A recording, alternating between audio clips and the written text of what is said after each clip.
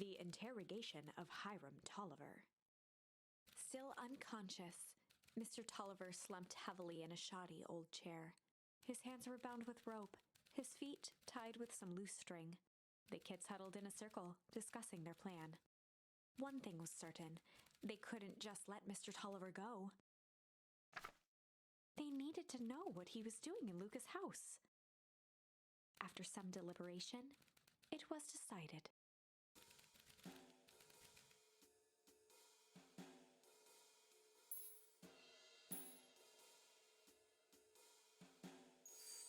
They'd run the classic good cop, hard cop interrogation. Rollo brandished a steely gaze. I've got this. Read about it 100 times. Rollo swaggered past the chair which propped up the slumping Hiram Tolliver.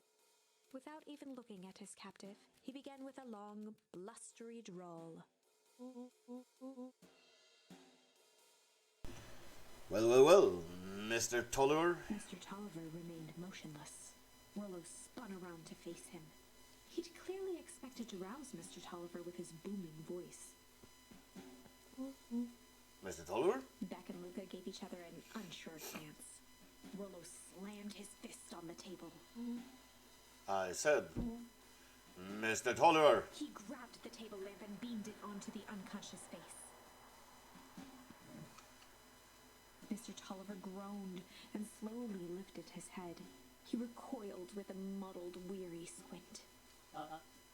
What in the world? The chair wobbled as he attempted to straighten up. Who? Who's there? Mr. Tolliver could only make out rough shapes through the glaring light. With a gruff tone, Rollo hoped to both conceal his voice and intimidate. I'll be asking the questions here, punk.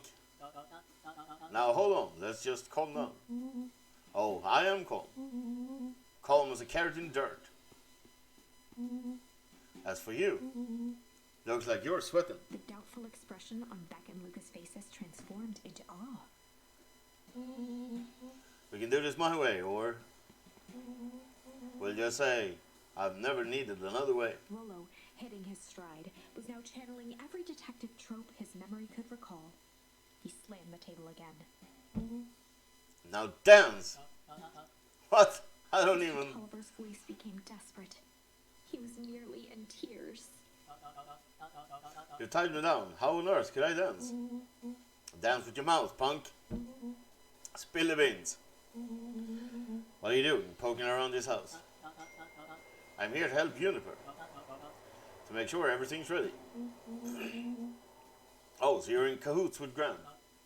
Gran? Mr. Tolliver was in a daze, now more confused than ever.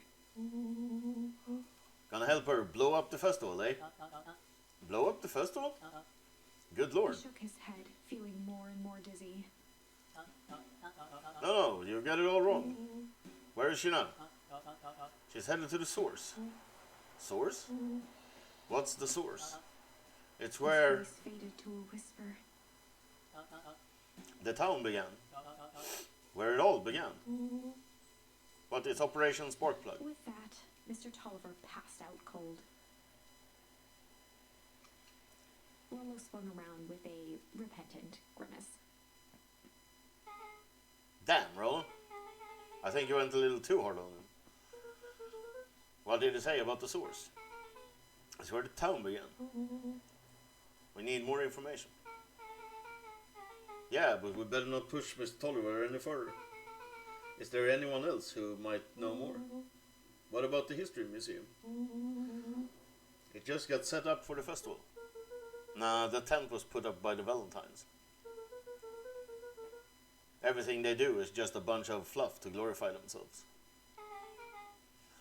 Is there anything more reliable? The library. If there's any information about this source thing, Cadu can help us find it. Let's go get some answers.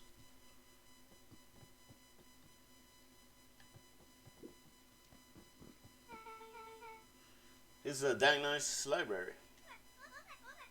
Thanks, we work hard on it. Aren't you a little young to be a librarian? Oh, Cadu hung out here so much, eventually they gave him a set of keys. I just keep an eye on the place for Miss Novak sometimes. They got you working for free? It's quiet and I get access to all the books I can read. What more could a person want? Fair enough. What can I do for you all? We need a favor. I already told you, Enrolo. I can't put you any higher on the wait list for the next Hank Atomic. And if you're here with more candy, I'll have you know I can't be bought. Call it a personal code of conscience. Actually, we're looking to do some research. Now you're speaking my language. What are you looking for? That's the thing, we sort of don't know. What do you got on the history of the town?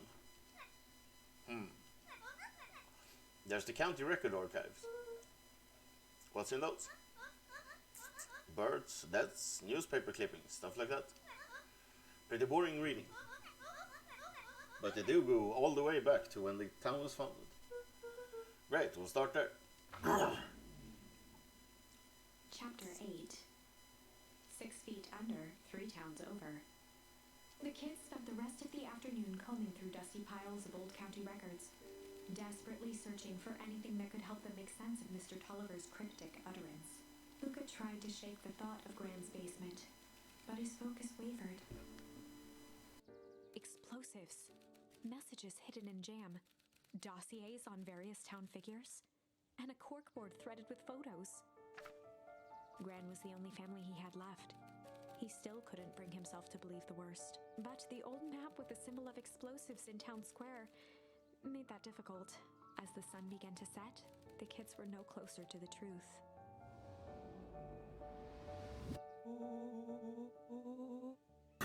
If I have to read any more records, my eyeballs are gonna pop. We have to keep digging. If I dig another word, I'm gonna end up one of these asinine death records. Rollo Cotter lived a full and wonderful life, till he read so much boring crud that his brain oozed out of his ears. Shut his book with an assertive nod.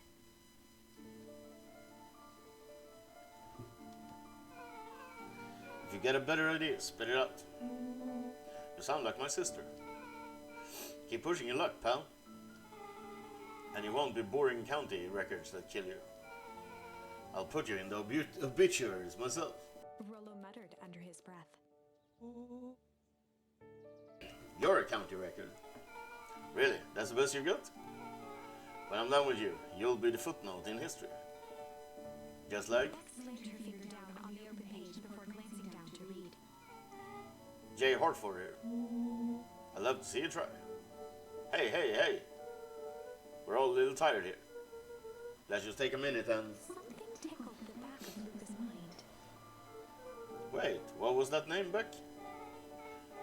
In the obit? J. Hartford. From the Brookville Tribune, 8 years ago. That can't be right. What is it? J. Hartford. That's my grand's name, Juniper Hartford.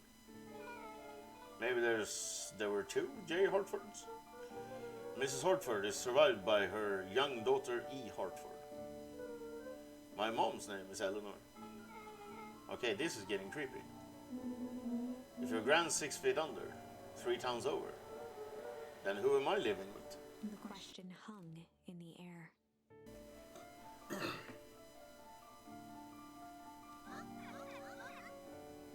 Alright, gang, I gotta close up for the night. Beck rubbed her eyes.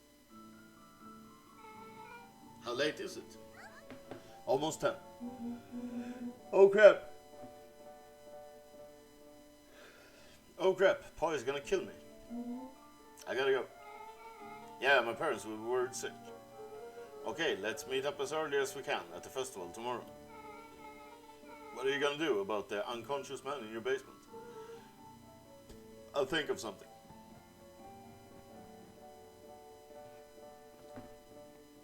Luca's heart was pounding as he approached the house. If he was lucky, Gran, or whoever it was, hadn't gotten back yet.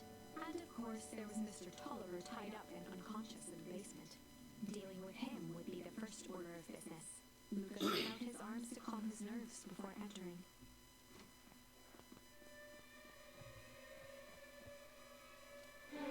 He held perfectly still, tempering his breath, and listened closely. She was asleep. His only hope was that she hadn't found Mr. Tolliver before dozing off. Check on Mr. Tolliver in the basement.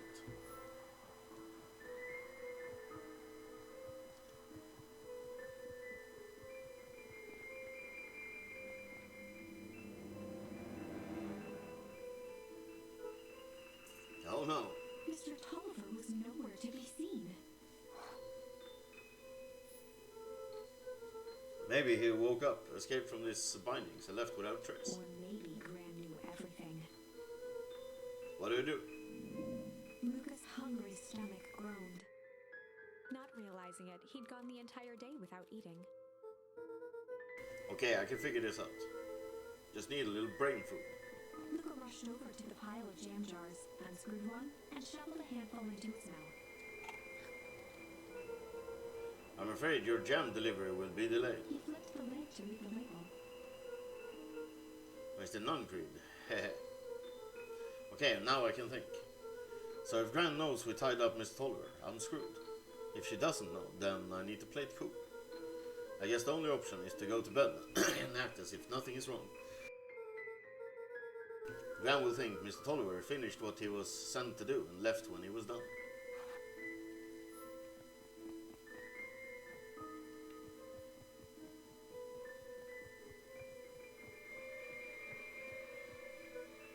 Gran? Okay, stick to the plan. Go to bed and play it cool. As Luca climbed the final stair, the emotion of the day dragged heavily on him. With each consecutive step, his legs weakened. His stride began to falter. He tried to grab for the railing to steady himself. Something was wrong. Come on, legs. Just a few more steps. Luca groaned and tried to move. His limbs might as well have been bolted to the ground. Through numb lips, he mumbled just before falling asleep. The germ.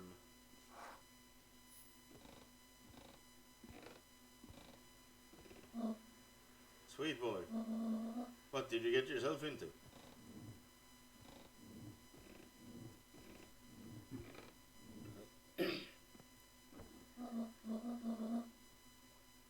Rest now and let me handle everything.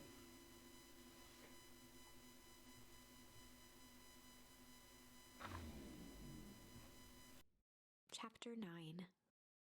A speech to end all speeches. Luca awoke to find himself face down in bed. He moaned into his pillow. Why would Gran drug him?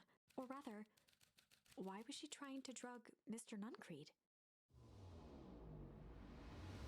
Shaking the questions from his woozy head, Luca snapped back to the matter at hand. The festival.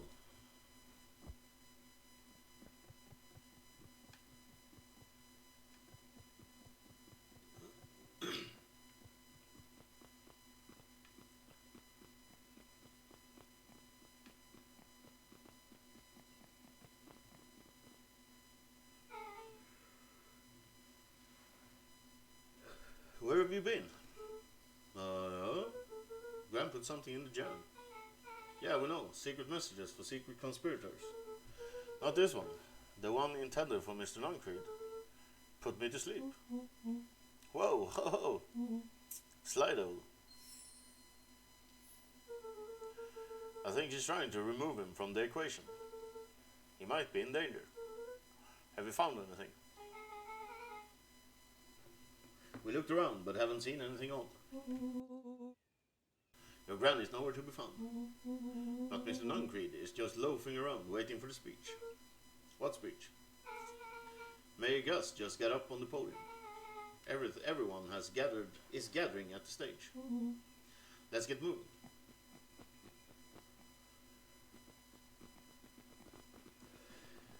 Augustus Valentine nervously wiped his brow. Is this thing? Hello, Beacon Pines. I'm Augustus Valentine, your mayor, and I suppose you already know that. Oh yes, before we get started, I just wanted to take a moment to recognize someone who couldn't be here today. This town wouldn't be here, where it is today, without my father, Sharper Valentine. So I thought we could begin with a round of applause befitting such a great man.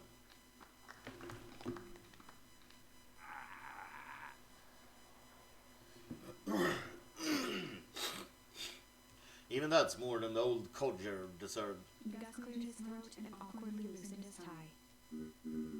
Right, where was I? William Kerr bounded on the stage with the energy of a preacher at a Big Tent revival. Gus Valentine, everyone. He gave Gus a hearty slap on the back and motioned him off the stage. Let's hear it for our mayor. What a great turnout. Heck, I didn't prepare anything. But I suppose I could say a few words.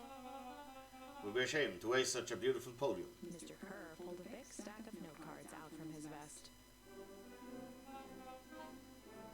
Community, conviction, commitment.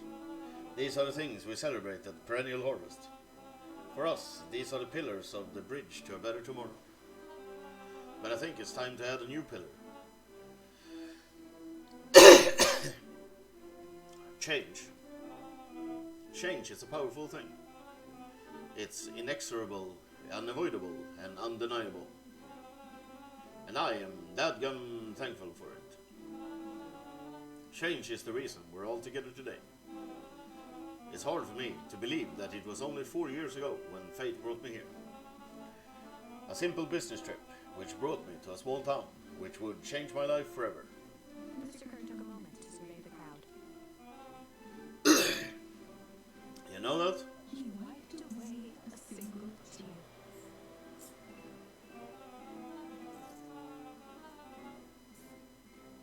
From the second I set foot in Beacon Pines, something about this place has held me captive. You see, change represents opportunity. It represents potential. It was change that helped me recognize the potential of this place. To see that the people of this town, despite suffering great loss, still held on to the things that made them special. He thumped the podium to emphasize each word. Community, conviction, commitment, change. Mr. Kerr nodded confidently, biting his lip. The crowd was silent, in rapt attention. Fate made a perfect match that day. Nothing is more important to you all than community. And Perennial Harvest is a community first and foremost. Mr. Kerr methodically made eye contact with each section of the crowd. The only way you made it through the foul harvest was an unshakable conviction. A conviction that a better tomorrow was just over the horizon. Perennial Harvest was founded on the conviction that we are that horizon. This festival is a symbol of our commitment to each other. His voice began to build to a crescendo.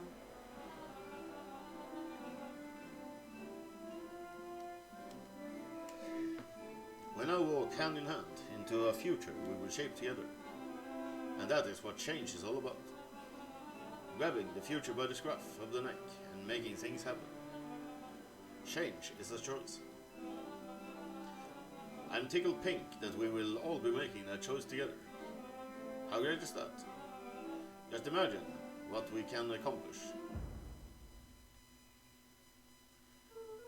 What was that? The crowd began to look around nervously. Don't worry, a little thunder isn't going to ruin this day. Everyone remain calm. Mr. Kerr quickly flicked through his note cards. Where was I? Through all of my travels, I have learned one true thing. One always reaps what they sow. We have all planted a lot of good in this town. And so, it is with a happy heart that I can proclaim. He raised his hands up to the heavens.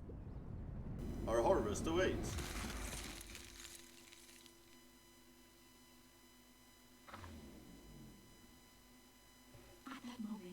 A merciless wall of impossibly cold air ripped through the crowd, instantly freezing everyone and everything it touched. For a man like William Kerr, this was a fitting way for things to end. On a stage, with an entire town frozen in rapt attention for the rest of time. The end. There's that ice again! Whenever I think we're getting close, it comes along and ruins everything! Maybe we should just quit? Maybe you should just close the book, walk away, and never think of me again! No, I don't mean that. We got a little closer this time. We just need to try again, please.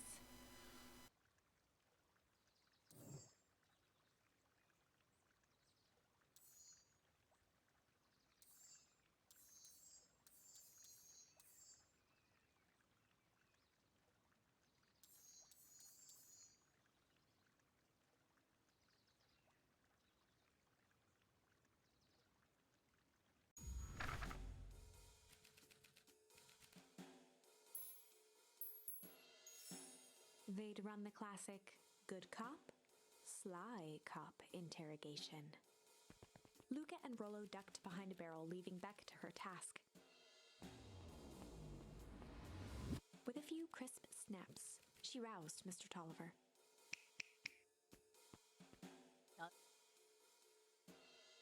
What? What's going on here? You're that Modeville girl. Please call me back. Sorry about all this. Mr. Tolliver looked down and shifted a bit, testing his restraints. It seems there's been a mix-up. You see, I'm down here for the same reason you are. Juniper sent you? Beck caught herself before letting the surprise manifest on her face. She'd already gotten him to reveal his relation to Grand. This was gonna be easy. You know how Juniper is with her precautions. Operation Sparkplug has us all on edge. I guess she thought you needed some backup. But she sent a child.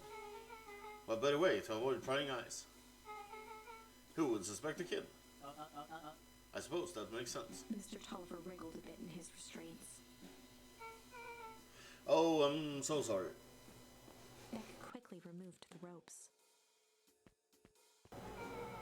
That had to be uncomfortable. A little, yeah. But you understand, we never know who to trust in this town. Mr. Tolliver rubbed the growing knot on his forehead. Very true. So it turns out we're both here Beck to... twirled her hand, as if to prompt Mr. Tolliver to finish her thought. destroy the evidence. Beck shook her head and clicked her tongue. Yep, no yell is nothing if not thorough. Mr. Tolliver let out an amused huff in agreement. She sure is. Can't blame her though. If anyone were to find out that we're going to destroy the source, well, we both know how bad that might be. No one will know anything once I finish cleaning things up down here. Beck was on a roll now, playing Mr. Tolliver like a fiddle. You sure you can finish this up on your own? Juniper trusted me for a reason. You can leave the rest to me. Good. There's one more loose end I will work on. Loose end? Oh, it's nothing really. The other day, I had the radio on scan while restocking the candy shelf. And wouldn't you know it, I intercepted an odd phrase in a perennial harvest transmission. Underground secrets. That's ominous? I think it might be a password, but Juniper dismissed it. Said it wasn't mission critical. What's the password for? We don't know. So we have a password and know where to put it. It's gotta mean something, right? Good thinking. You should probably go work that out. I've got this under control. That's a relief. Between you and me, this basement gives me the willies. Heading for the stairs, Mr. Tolliver hesitated and turned to Beck with a puzzled look. She grinned and gave him a peppy wave. With a shrug, he continued up the stairs, whistling a jaunty tune. You guys catch that? Sure did. This whole time, Mr. Tolliver's had a candy shelf. But all he ever sells us is apples. Beck blinked slowly in disappointment. The password, Rollo. Well, sure, but once things are back to normal, I'll be having a word with Mr. Tolliver about that candy shelf. Fine, in the meantime, I've got an idea. She turned to the table and began tearing small scraps of paper. He said he heard a password on the radio. Any good spy transmission is never what it seems. Deck marked each scrap of paper and leaned back. We just need to find the hidden meaning. Okay. What's another word for underground? Buried, covered. Could it be a cover-up? Maybe it's one of those each letter is a number thingies.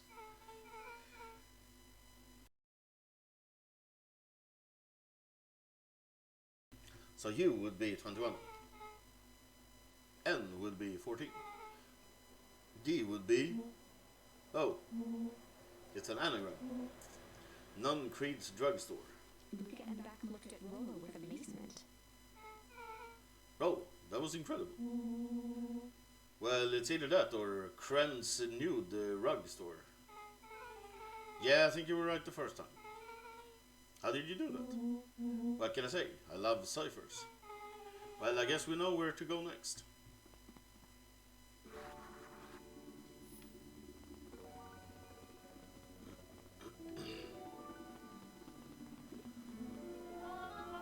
You scared me half to death. Sorry. You kids haven't seen Mr. Tolliver around, have you? Nope. He got me waiting around like the last slice of pie. I swear, that man would be late to his own funeral.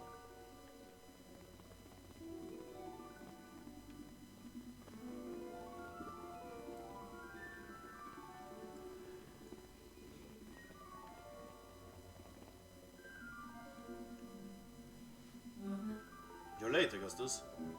Sorry, sister.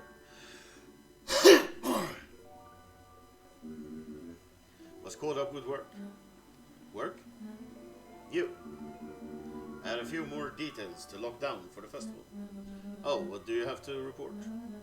What is this insipid town festival really about? I think Mr. Kerr really does just want to do something good for the town. He's actually a pretty nice guy. You should spend some time with him. I didn't pull strings installing you as mayor so that you could make friends. Your job is to help me figure out what Kerr and Perennial Harvest's true intentions are with this town. We have a responsibility. This is our father's town. Was. Excuse me? This was our father's town. He's gone, Harris, and he isn't coming back. Father left us with nothing but problems. Mr. Kerr came here and offered to help us.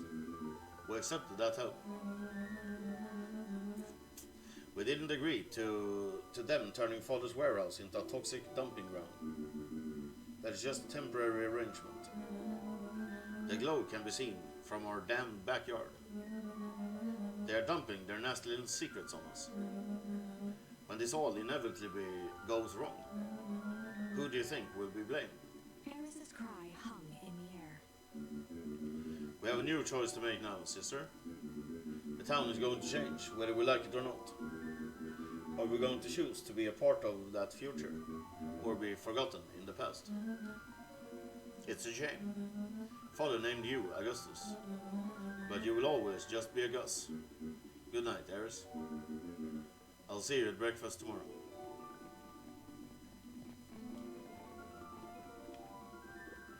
It's getting late, children.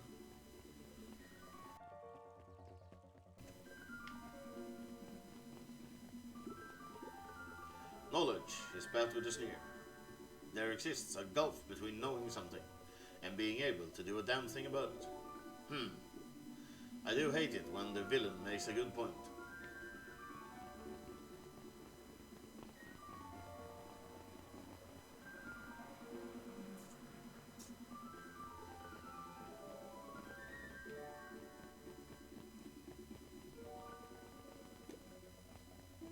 Solomon stood proudly at the entrance to the drugstore,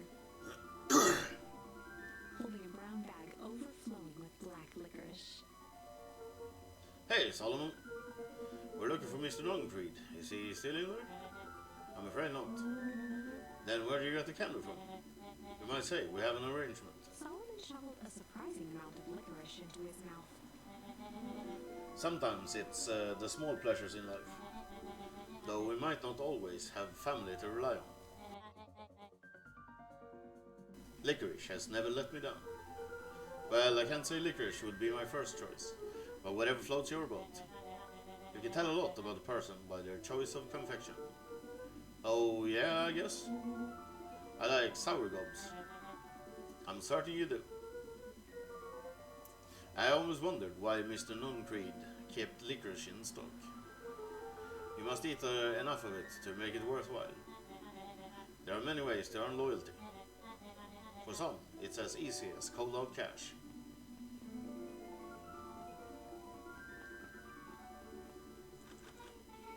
Well, it's right. It's locked.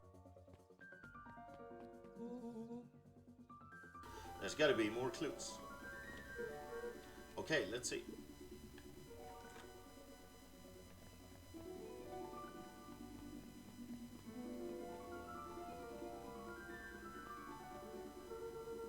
The answer's gotta be around here somewhere.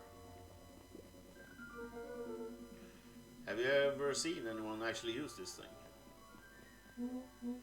Besides Mr. Nuncreed, no. Beck cupped her hands on the glass to peek inside. That is not a normal phone booth. It's got a blinky keypad. Why would there be a blinky keypad? Creed's new drugstore. I mean, underground secrets. The password. Beck flung open the door and they all squeezed in.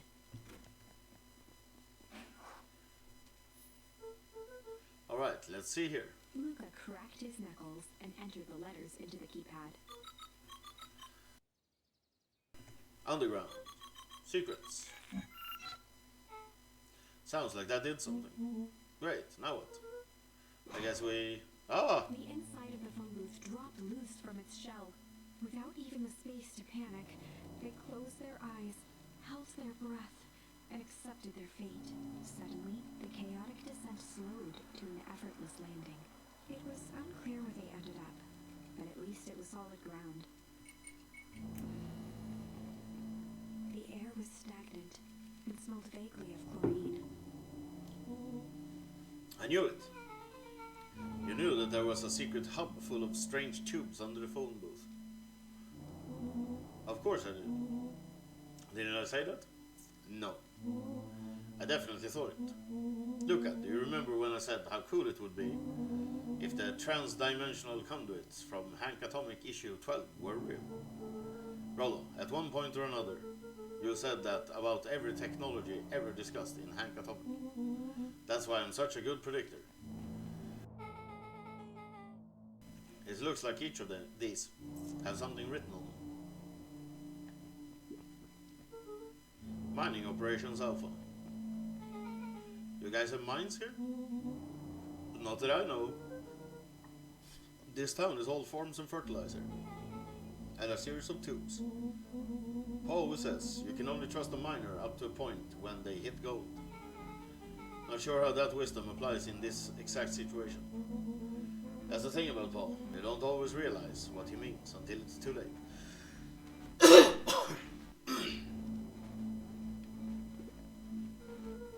Perennial Harvest main office. That's where my mom works. What does she do? Science stuff. Is she involved in all of this? We just moved here. How could she be involved? True. Valentine Fertilizer Warehouse. Isn't that where you almost got snatched? Yeah.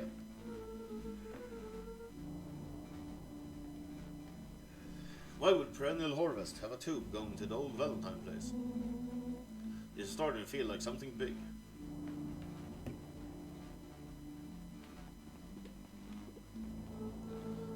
This suit has a broken mask. So I've found our mystery warehouse creeper. We've at least found their hazmat suit. If it walks like an Nuncreed and talks like an Nuncreed, let's not jump to conclusion. Just saying. That's a lot of buttons. Stand aside, Earthlings. I've read enough Hank Atomic to know my way around sci-fi tech. His hands hovered over the field of blinking buttons. Eeny, meeny, miny. Oh, what did you do? Nothing. I didn't even mow yet. What was that? Hide. Where? There's nothing but weird tubes down here. Let's get back.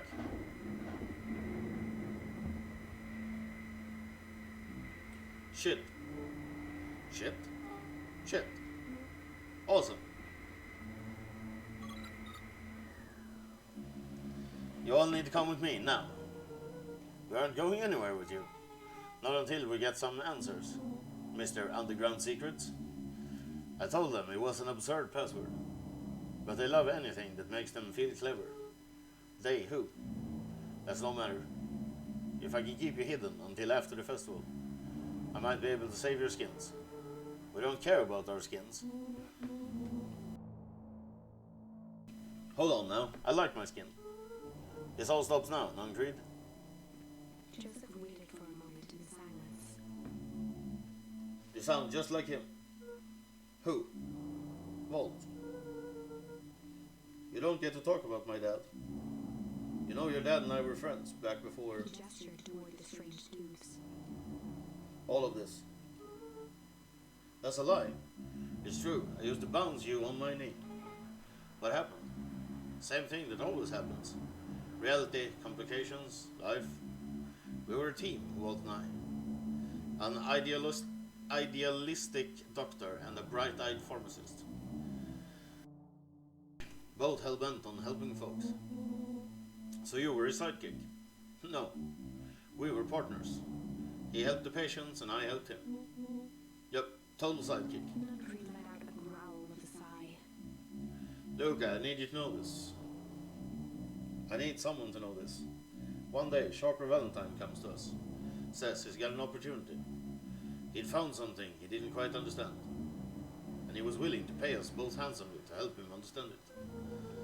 And my dad said no? Your father and I both believed in helping people. But the thing I could never get him to understand was, it's a lot easier to help others if you help yourself now and then. Classic sidekick into villain plotline. Walt loved being righteous almost more than he loved his family. He was wrong about one thing though. When he begged me not to take Valentine's offer, he said, Joseph, if a person says yes one time to Sharper Valentine, he'll make sure they keep on saying yes to him until the day he's dead and gone. He shook his head wistfully. Sharper's long gone, but he still got me saying yes. Is there a point to this sob story? Not really, no. I'm just an old man trying to delay what needs doing. Nuncreed took a menacing step towards the children. I tried to keep you safe. I tried to keep you and Juniper out of this. But you forced my hand. Luca began to laugh. What? You really don't know. My gran isn't out of this. She's been scheming right under your nose. Juniper. Seems like she's planning on crashing the town's party. She's going to disrupt the festival? Why would she? The color drained from Nuncreed's face. How does she know? Apparently she knows a lot of things. What? Let's just say this isn't the only underground lair we've busted into today. And honestly, hers is way cooler. She's got maps and explosives and bad intentions, big man. Nuncreed grabbed Luca by the shoulders. His eyes were frantic. You need to tell me what she's going to do right now. She doesn't understand what it is she's messing with. Tell me now, she's in danger, boy. I don't know. She had a map with a mark on the fountain in Town Square. Fountain, but why would... A jolt of realization struck Mr. Nuncreed. She knows about the source. What the heck is the source? If she tries to destroy the source, it could catalyze and... Dear God, she's going to freeze us all.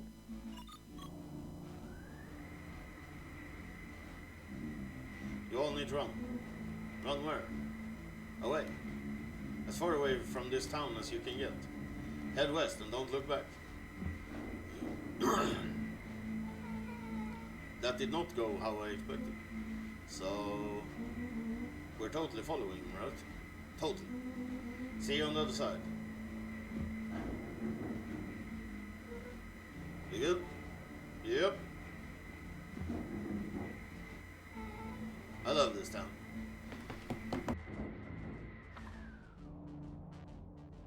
Chapter 8.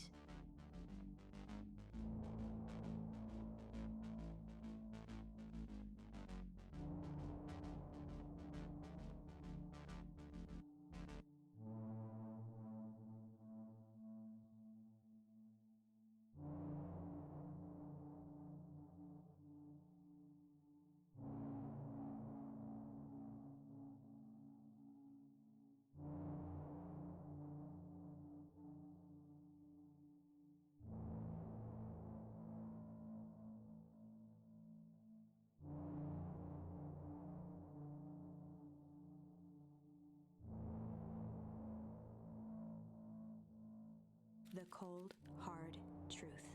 Beck leapt up, allowing the suction to yank her into the dark. Dimness eclipsed around her like the shutter of a camera as she seemed to cover great distance in mere moments. Her only points of reference were glints of upcoming turns, which approached with frightening speed, only to carom her gracefully along. She heard the tinny, distant echoes of Rollo's glee. Once she stopped fighting against it, the ride was impossibly smooth. Then, all of a sudden, as if minutes had passed in an instant, light blazed into view. A burst of wintry air snuffed across her face, and she was flung out into the cold.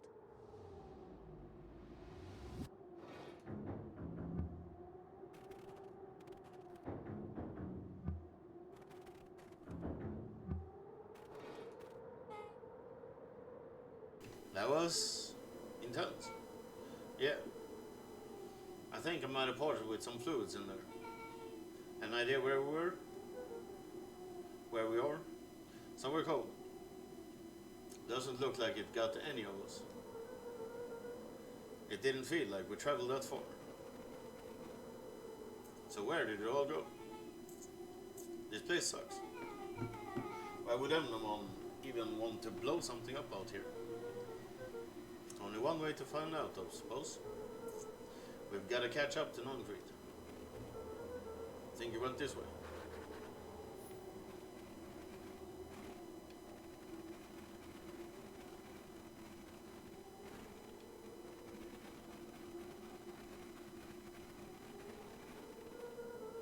Okay, this is starting to feel really familiar.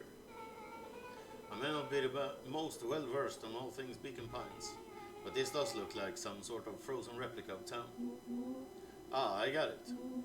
It's so obvious now. Mr. Noncrete is an alien. Well, stay with me. His species can only live in sub-zero temperatures. Oh boy, here we go. The source is their base camp dimension, so naturally they keep it cold. We found it by traveling through those metallic wormholes back there. The final objective, kill us all and shape-shift into a Beacon Pine citizen of their choosing. You never really had me. But you very much lost me there. You'll get used to it. We should keep moving. As they rounded the corner to the frozen town square, they spotted Mr. Noncrete inching cautiously toward a pit at its center. He held his arms out gingerly, as if approaching a beast in the wild. Upon closing the distance, Luca recognized what Noncrete was after. Graham stood confidently at the edge, one arm outstretched over the abyss. Nearby, a wheelbarrow had been emptied out. She held a lit torch, which flickered in the bitter wind.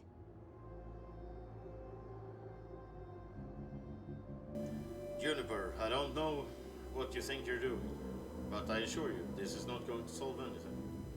If you drop that, you've doomed this whole town. Oh, it wasn't me who doomed this town. I've been watching you, Joseph. I know what you've done. You and your co-conspirators. What's happening? Luca, you and your friends need to leave right this moment. Mr. Nutcreed turned back toward the kids, desperation in his eyes. Listen to your grandma, Luca. This is between me and Juniper. The woman back held steadfast in awe. Luca approached closer. Mr. Nutcreed spun back toward Ren, his voice growing louder. You got it all wrong, Juniper. Just hand over that torch. You don't understand what you do. How could I possibly trust you to do the right thing? Walt told me everything. He trusted you, and you betrayed that trust. Luca, did you know that this man's entire life is a lie? If it weren't for him, your father might still be alive. Mr. Nutcreed winced with anguish. His voice hardened. That's not true. They both now yelled, not to each other, but at fate itself, making their peace with long-held burdens. The wind howled with encouragement. Walt was like a brother to me. We just had different ideas about how to effect change. Very convenient that your way just happened to line your pockets. Now that's not fair. They menaced at each other, both catching their breath. The moment balanced on a knife's edge. Amid a blur of emotions and memories, Luca's mind flooded with questions. The wind calmed, as if to give him the stage.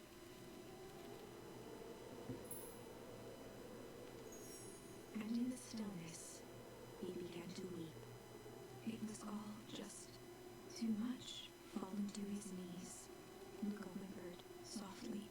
The tears crystallized as they hit the snow. Gran stared at Luca for a moment with warm sympathy, remembering why this was all necessary. This'll all make sense soon, Luca. Then everything can go back to normal. I promise. She stiffened up and brandished the torch at Mr. Nutcreed. You can't hide behind those people any longer, Joseph. Once their precious source is destroyed, we'll see where their loyalties fall. Juniper, don't. Ignoring his final plea, Gran flung the torch into the deep darkness. She smiled and exhaled in relief. Mr. Nutcreed moaned in resignation. The torch echoed as it ricocheted down the hole, punctuated with a thunderous thud. You see, Joseph, I've learned one very important lesson in life. If you want things to change, then you must be willing to. Before Gran could finish, the ground shook her to silence.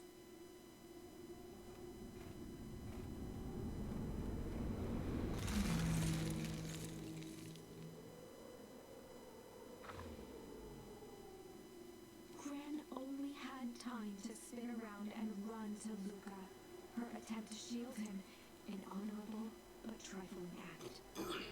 Unflinching love, pitted against an unthinking horror, there was no contest.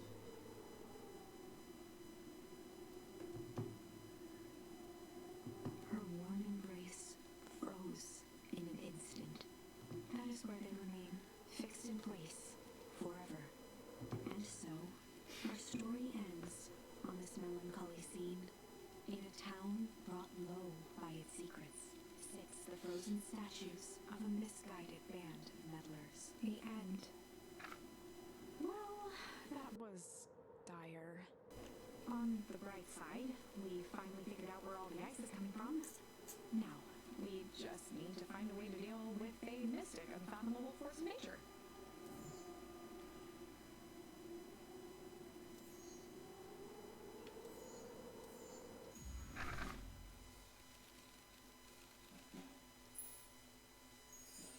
They'd run the classic good cop, chill cop interrogation.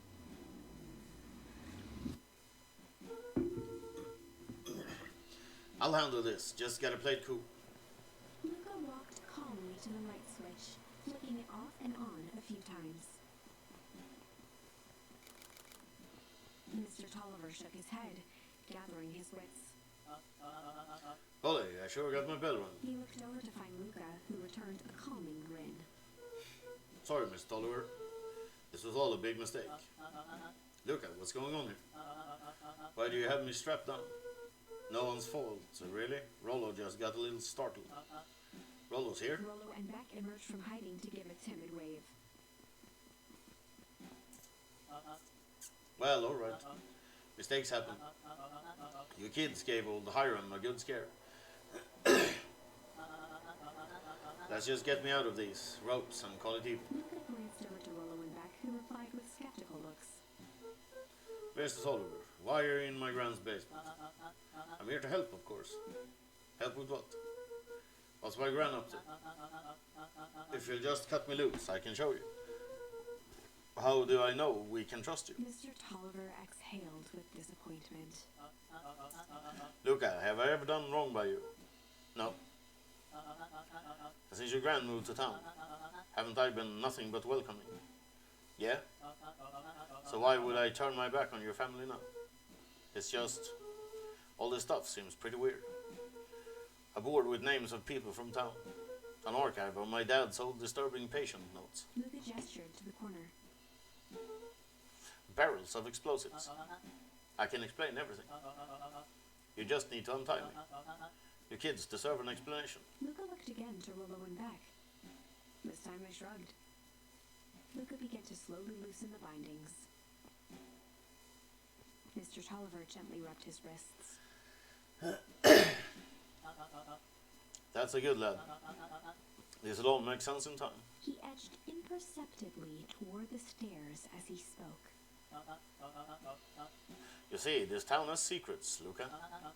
A very dark past indeed. Before the kids had even noticed his movement, Mr. Tolliver was at the light switch. A past that must be brought He to punctuated his final words by flicking the switch and rushing up the stairs. light. Son of a... Beck darted to the wall and turned back on the lights. It was too late. Rollo confirmed what they all heard. You just locked us down here. Mr. Tolliver's muffled voice came from behind the door. I wasn't lying, you know. This is for your own good.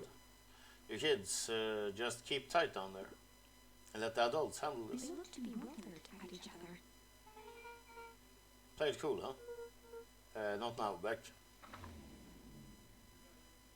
They heard the staccato thump of quick steps exiting the house.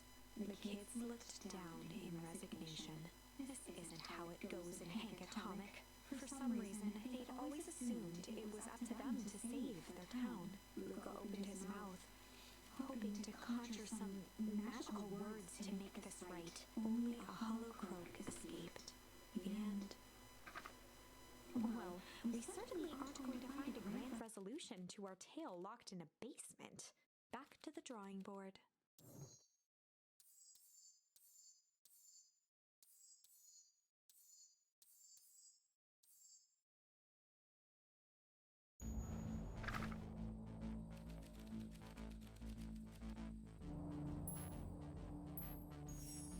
Luca drew himself up and decided to take the only option they had left. Flight. He squinted down the barrel of the mission control defense cannon, aiming it through an opening in the dense tree branches.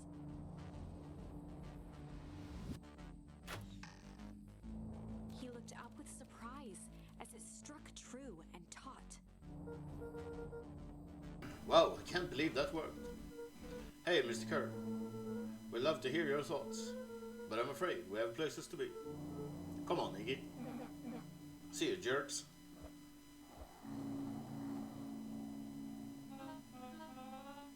Fine. We know where that leads them. This way. We'll take the tunnels. Luca and Iggy winced as they sprinted through the thicket. The branches clawed at them, reluctant to give passage. After what felt like a marathon, Luca stopped in his tracks as they reached the clearing. What the? That was all he was able to say before Iggy slammed into his back. The boys tumbled down a steep decline and crashed with a wheezing thud on a surface as hard as ice. In fact, it was ice. Chapter 5. Signs. They stood silently, catching their breath. The sky was like sapphire, With each breath, a plume of steam escaped from Luca's lungs. Let's keep moving. Luca pulled Iggy to his feet as they gazed across a snowy terrain.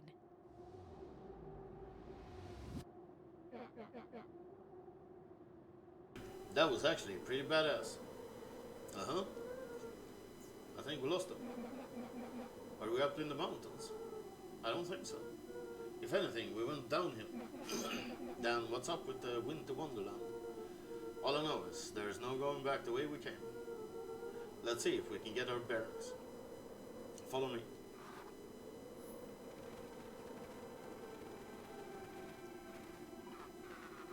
Luca, you there? Luca had almost forgotten the walkie-talkie he was carrying. It's that bozo cur. I hope nothing bad has happened to you out in those woods. Luca looked at Iggy with hesitation. No need to be rude. With a resigned sigh, Luca responded. It seems like the only dangerous thing in the woods is you. He speaks, the young man of the hour. Now, how in tarnation did you end up with one of our radios? Just lucky, I guess.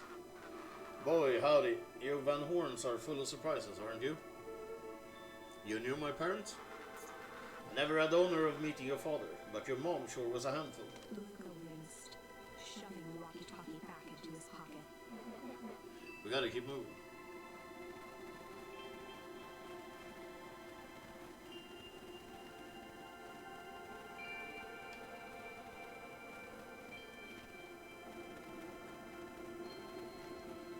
A disc of smooth metal was lightly covered in snow. Two faint seams were visible along the surface. A manhole cover? If it is, I've never seen one like it. What's the readout? Sitting just about 258 Kelvin. That's down a bit from last time. Should we report this to Mr. Kerr? Stay within safe ranges. It may be spreading, but it's under control for now. Even a small nudge in the equilibrium could cause a cascade. Dude, relax. Just a few more sites to hit before we can punch out. Let's get this over with.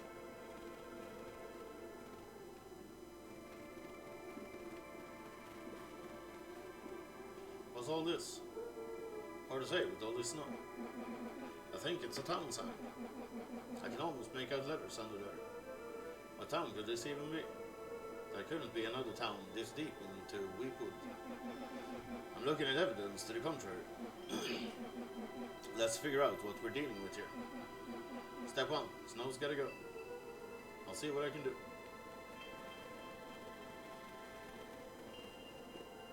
In situations such as these, I found it best to chuck stuff first and ask questions later.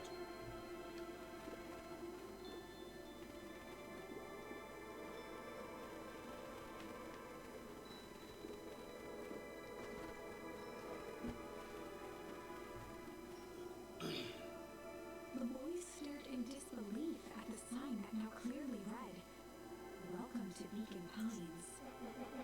That doesn't make any sense. We're in Beacon Pines? How's that possible? We ran away from town. How did we get back here? I guess we got turned around. Where did all this snow come from? Well, it's been colder than normal lately. There's a pretty big difference between sweater weather and this Arctic hellscape. The puddle we fought at before, it was cold too. Maybe all of it leads to one source. You think it's related? What the hell is going on? We're gonna get you some answers. Let's keep moving.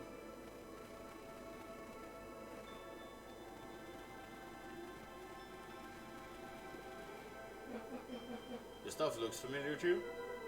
It looks like a barrel near the puddle I shoved me into, yeah.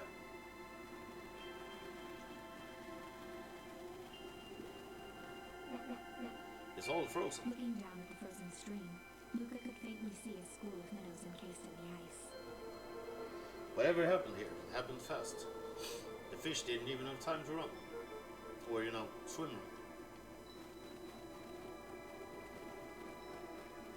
The crunching of footsteps trailing Luca went hush. He looked back to see Iggy's face twisted with confusion. Everyone's gone. What? There's nothing here but more snow. There must be an explanation for all this. We have to keep looking. You can look all you want. I quit. Iggy, we have to keep going. You don't get it, do you? This isn't one of your pathetic Hank Atomic stories. We aren't going to save the day. We aren't even going to save ourselves. My face is mangled. The town is destroyed.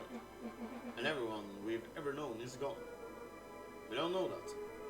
You can't just quit. Do whatever you want. I'm done. Iggy, it's gonna be okay. Luca peered upward at the darkening sky. He let out a long, foggy breath. Faintly, Iggy began to cry. Seeing Iggy in such a pathetic state gave Luca a sense of compassion and more than a little guilt. It's getting pretty late, I think. Probably not a good idea to stumble around in the dark anyway. Luca allowed himself to collapse next to Iggy.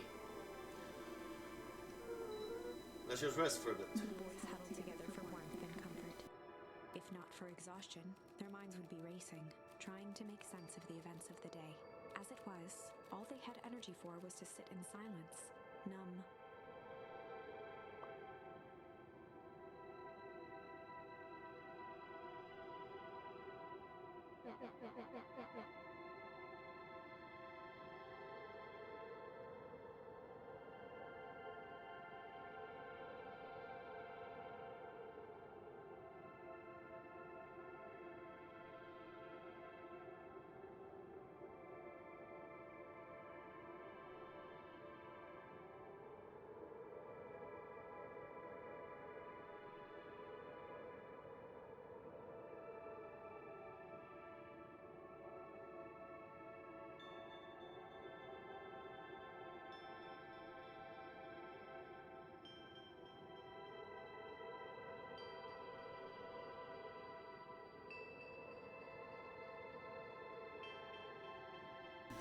The way the snow covered everything over. It's kind of common. Yeah. I haven't had time to say it, but thanks. Huh? For getting us away from those creeps. I sort of froze up back then. Iggy, I should be the one apologizing. This all happened because I lost my temper. Nah, that's bull hockey. First of all, you didn't know what that gunk would do. You didn't, right? Of course not. And second, stop with this baloney about losing your temper. But I did lose my temper. Iggy motioned sarcastically to his half-deformed face. Obviously. But that's exactly what you should have done. Huh? I was being a horse's ass. You were supposed to be a horse's ass in response. That's how it works. Iggy, I'm having a hard time following. You wanted me to fight you? Of course. Jeez, you goody-goody types take forever to understand this very basic point. Why would you go around saying cruel things, trying to get into fights? Iggy shrugged. It's something to do. You're an asshole because you're bored? Sometimes I just feel empty. You wouldn't understand.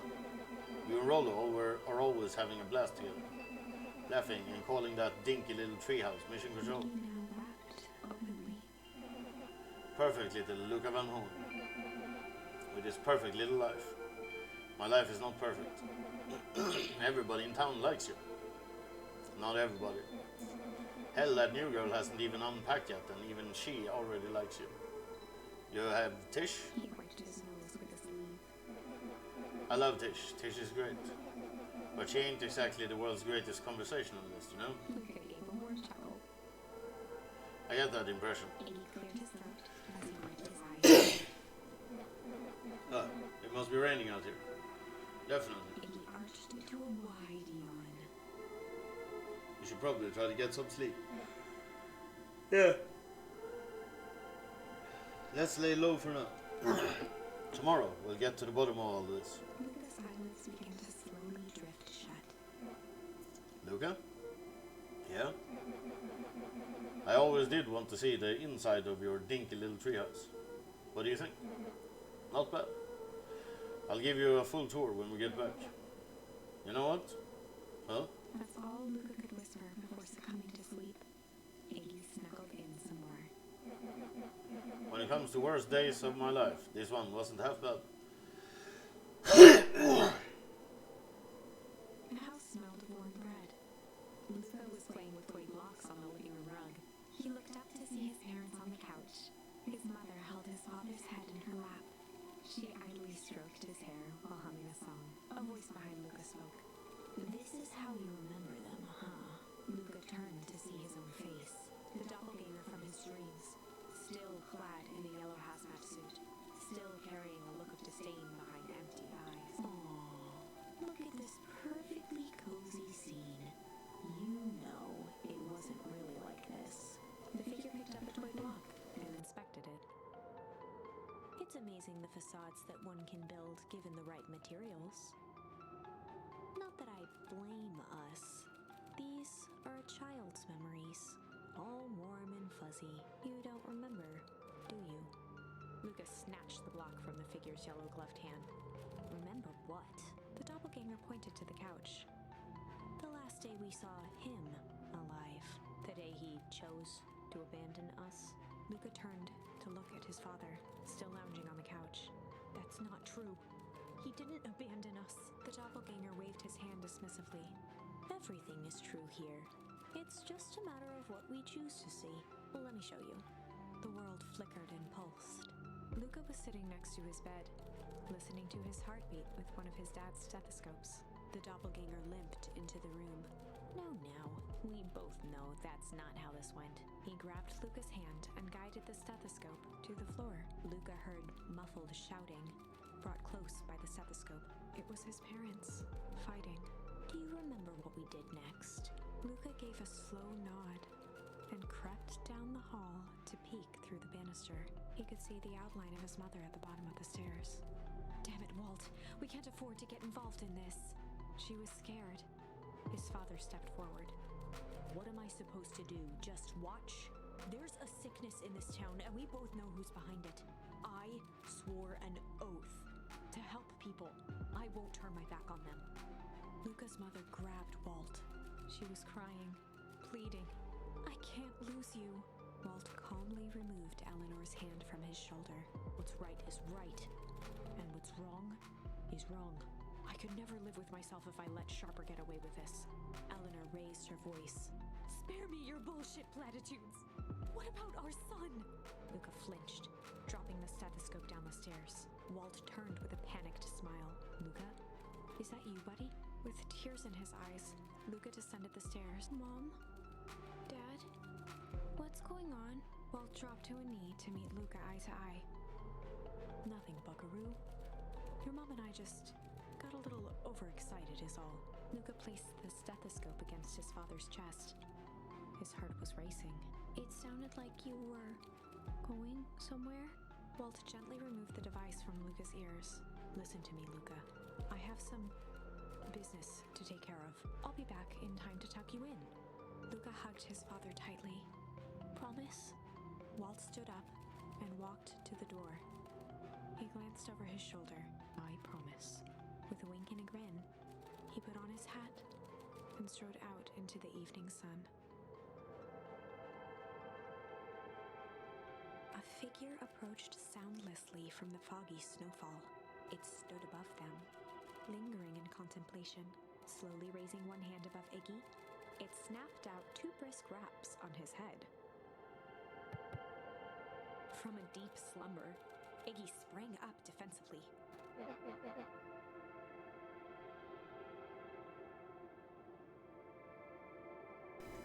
Get your hands off me. Whether it was the calming presence or the recognition that he was not in danger, Iggy felt his clenched fists lower.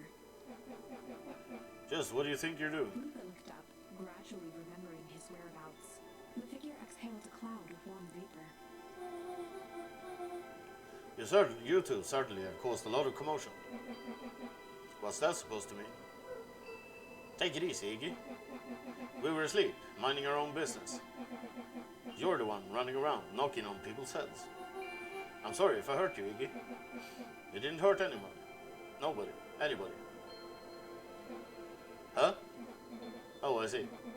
You think you're better than me. You... When it came to complete strangers, Iggy had trouble cobbling together an insult. You big-hatted, scarfy-necked, furball. Okay, let's lower the temperature a bit here. Interesting choice of words. I mean, let's all just calm down. Who are you? A friend? An observer? A hitchhiker on the infinite expanse of possibility. Great, how about a name? If you must call me something, you can call me Nat. And he huffed with gratification. How about you make like a gnat and buzz off? Very well. Nat began to turn away indifferently. Wait, do you live here? You might say that. So you know where we are. You might also say that. Look, pal, we just want to find a safe way out of here. You're gonna help us or not? Before knowing how to leave, one must know where they are. Alright, that does it. Luca, I don't know about you, but I'm getting out of here, one way or another. Iggy turned sharply and began to storm off.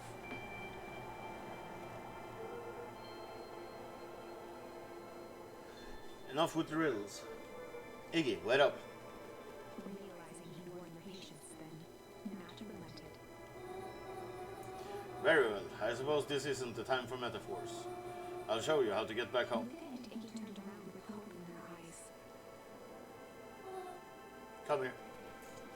Nat took a deep breath in. Close your eyes.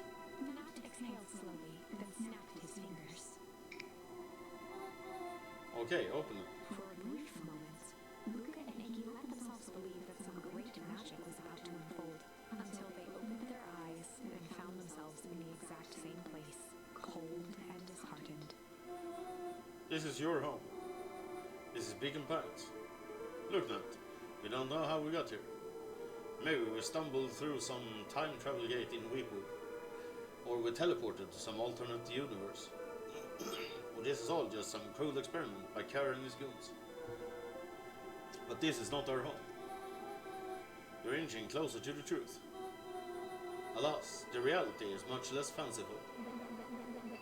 Just give it to us straight. So be it. As I said, this is Beacon Pines. The original, true Beacon Pines.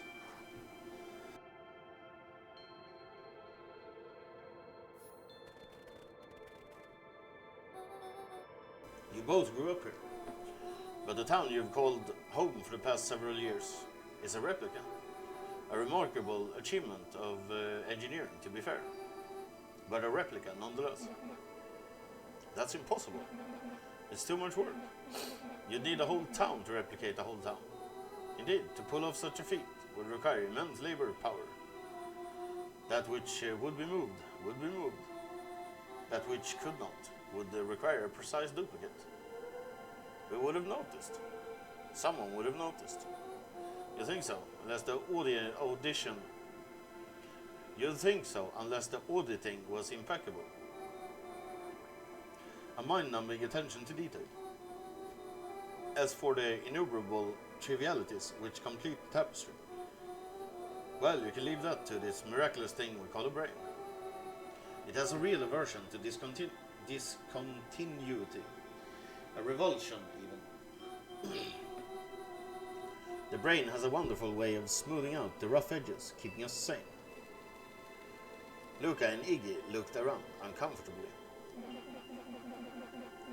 So you're saying that someone made an entire new town and moved us all and no one noticed? Precisely. But why? Why is the one question that can never be answered with certainty?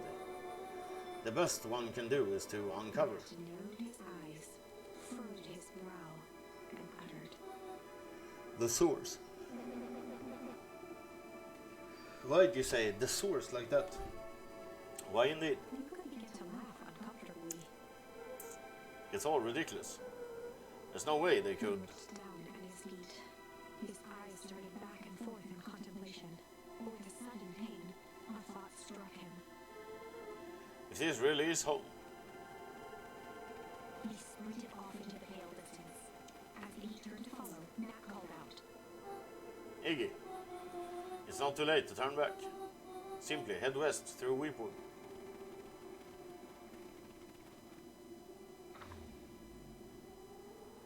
Chapter 6. The Source. Nat expressed his sympathy with a shrug and sauntered off as unassumingly as he'd arrived. He'd given Luca and Iggy what they needed, and nothing more. As Luca sprinted across the snow, the events of the past few days became clearer, pieces to a larger puzzle. Rollo said he was underground somewhere, captured. Mr. Kerr tried to cover it up with lies. The clipboards were hell-bent on capturing Iggy.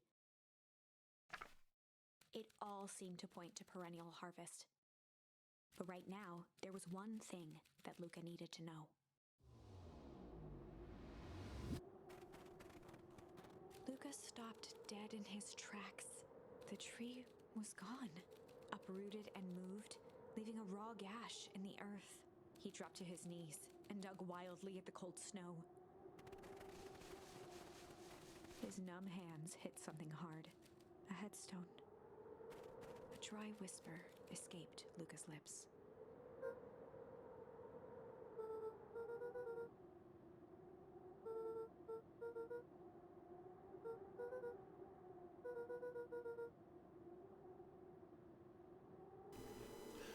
They ruined your favorite spot in the world. Our favorite spot in the world. Dad, what do I do? There was no reply, just snow-covered silence. Why'd you give me the slip like that? What if I couldn't find you? You jerk. Iggy finally noticed the tears welling in Luca's eyes and the snow-covered grave. Oh. Iggy, they stole this tree. Yikes. Suddenly, they heard the crunch of approaching footsteps in the snow. We gotta hide.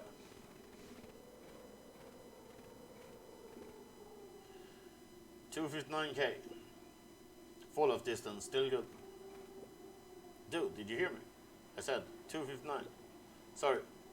You ever think about what we did here? We saved a whole town of people. Doesn't feel like it sometimes. What about everything we left behind? That's the grave of someone with a family. The people who love them will never know the truth. The truth is overrated. He bent down to scoop up a snowball and lobbed it playfully. Hey, don't be such a downer, dude. We took this job to change the world. Yeah, come on. It's almost lunchtime. Haha, weirdo.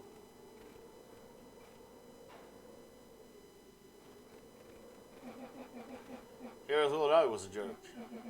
His disguises are out here literally dancing on graves. Luca stuttered through heaving sobs. I thought I was whistling him. I thought he was with me. Not gonna lie, that's a bad break. Here's some advice. Iggy gave Luca a solid smack on the back of his head. Hey! Who's any of this helping? What? Sitting here in the snow, crying like some pushover. Who ya helping? Iggy, look what they did. They lied to everyone. Blah, blah, blah. Luca Van Horn, you're a lot of things, but you ain't no pushover. What did I tell you before? When some jerk comes at you, acting like a horse's ass, I should stand up for myself? Hell yeah. Karen and his merry little band of clipboards pulled off this switcheroo for a reason, right? Nat mentioned something about a source. Luca wiped his eyes with his sleeve. Whatever's at the source must be awfully valuable to Perennial Harvest. Sure, it would be a shame if something unfortunate were to happen to their precious source, wouldn't it? What do you have in mind? If it's small enough to steal, we snatch it. If it's too big to snatch, we smash it. And what if it's too big to smash? He flashed a mischievous smile and cracked his knuckles. I'm always up for a challenge. I'm gonna make this right, Dad. I promise. Let's do this. Locate the source.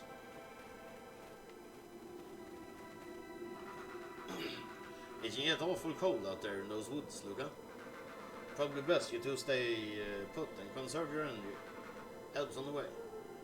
Where's Rollo? Where's my mom? Did you kill her? Oh heavens no. Do I seem like a killer to you? Iggy shared a skeptical look. Well, do I?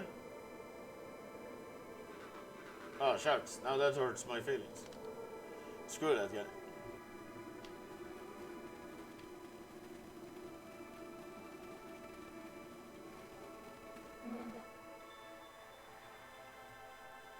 Wait a minute. If this is the original town, then that means...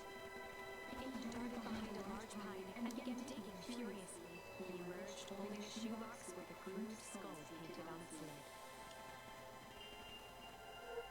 What's that? Long story. So a few years back I came into possession of some premium grade fireworks. Not the wimpy firecracker stuff they give kids. The good stuff. So why did you bury it under a tree? That's a long part of the story. You and Rollo were doing chores at Rollo's chicken coop. And you guys pissed me off for some reason or another. Luca rolled his eyes with realization. No, you didn't? Iggy stifled a chuckle. Yep. I just wanted to give you guys a little scare. But like I said, these were some primo fireworks. So I might have underestimated things. You blew up the chicken coop. I prefer to think of it as an incendiary redecoration. Sorry, but you should have seen the look on your faces. Rollo got grounded for months. Which is why I needed to stash the evidence and lay low. So I buried them under that tree. But when I came back for them later, they were gone. I figured some grown-up found them and tossed them. Iggy triumphantly raised the shoebox. Turns out, it wasn't the firework that got moved. It was us. Unbelievable.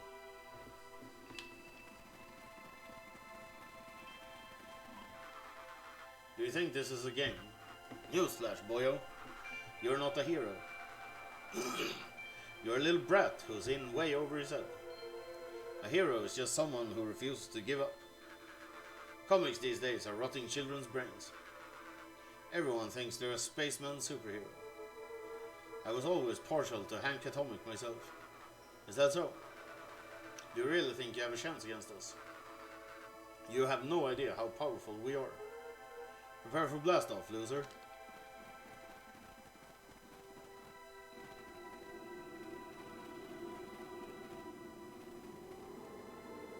Luca and Iggy inched up to the edge of the hole with bewilderment in their eyes. Arctic air breathed out of the cavern in heaving gusts. Echo, echo, echo, echo. Whoa. I can see why they wanted to move us all out of town now. But why would they dig a giant hole? I think this is it. This is the source. It's a dang hole. How do we smash a hole? Oh, it's much more than that, my annoying little friend. Char, where's Rollo? I wasn't lying before. He's safe. Well, safer than you two, at least. Drats, it's cold. You just had to drag me all the way out here, didn't you? Mr. Kerr gazed down the abyss in contemplation. It really is something, isn't it? What did you do to our town? What is all of this? Well, that's a dozy of a question. This is the source, where they collect the unrefined. Kerr scratched the back of his head. Honestly, boys, I don't understand any of this well enough to explain it. The fact of the matter is, I'm not paid to know. What do you mean, you don't know? Ain't you in charge? Oh, heavens no. My role is merely to flash a winning smile and manage various complications. Complications like us? You're a smart boy. His face contorted into a saccharine grin. It's really nothing personal. Some people are destined to strive for greatness.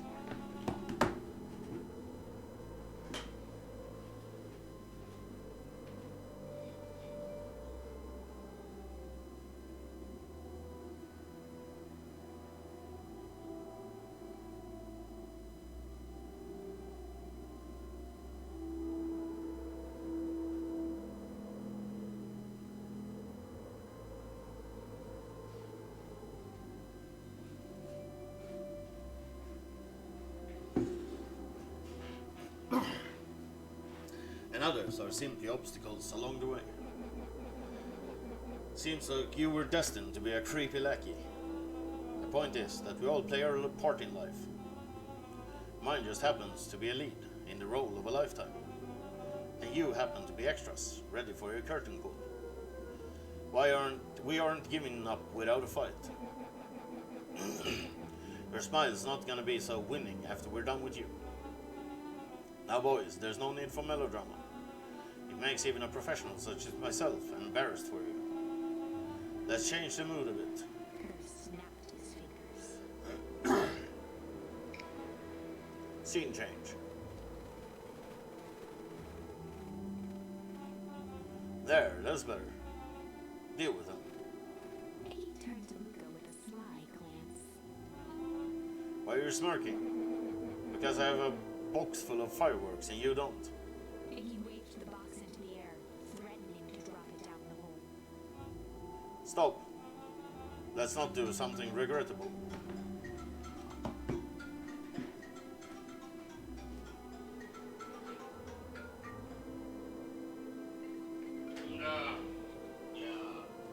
But you...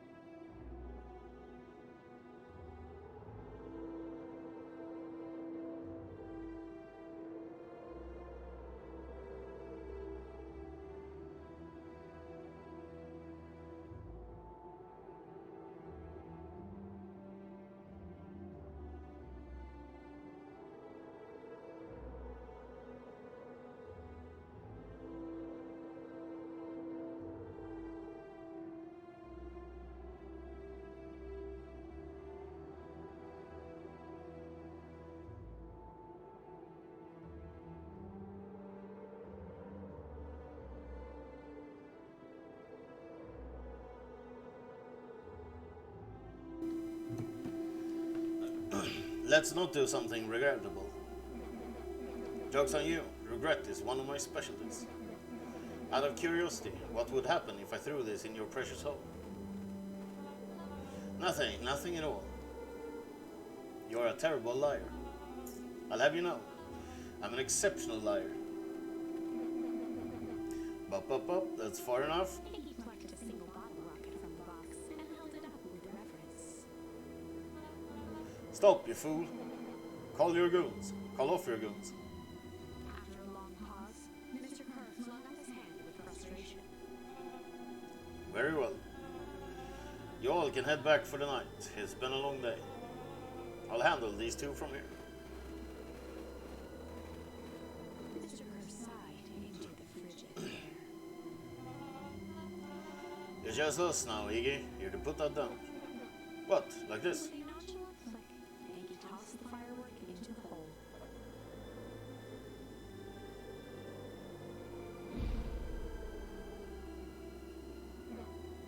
Ooh. Whoa. With a growl, Kerr leapt at Iggy, crashing through Luca.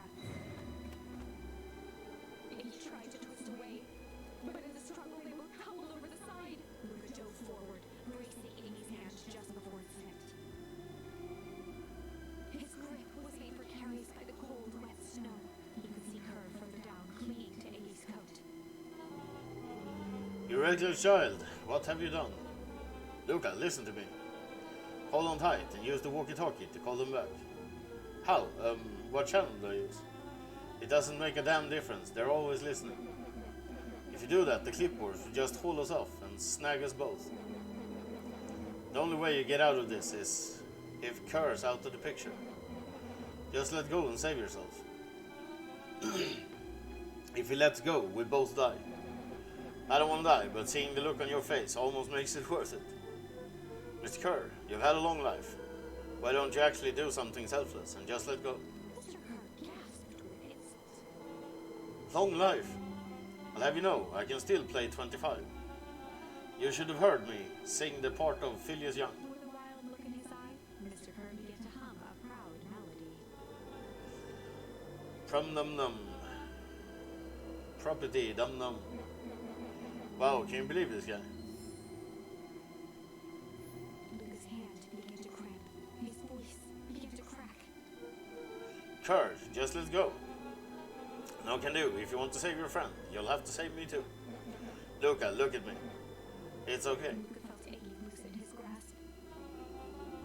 You aren't going to kill your friend like that, are you? Every muscle in Luca's body burned. I'm not his friend.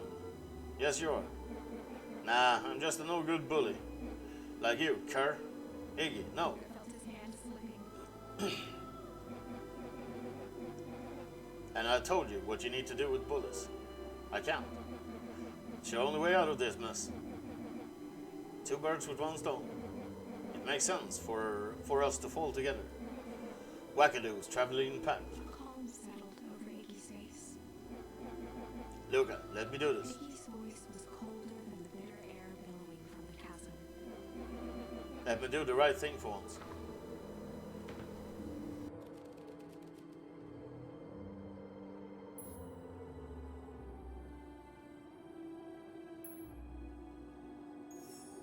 Luca had no choice but to accept Iggy's request.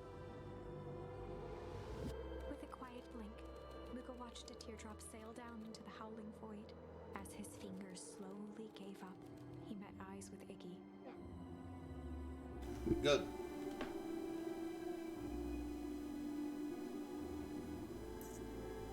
The two silhouettes were swallowed by darkness.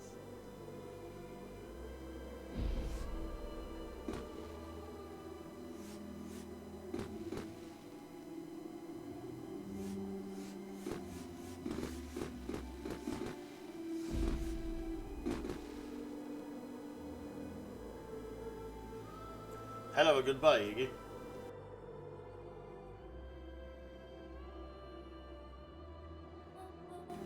Luca, you should really step back. What? Quick.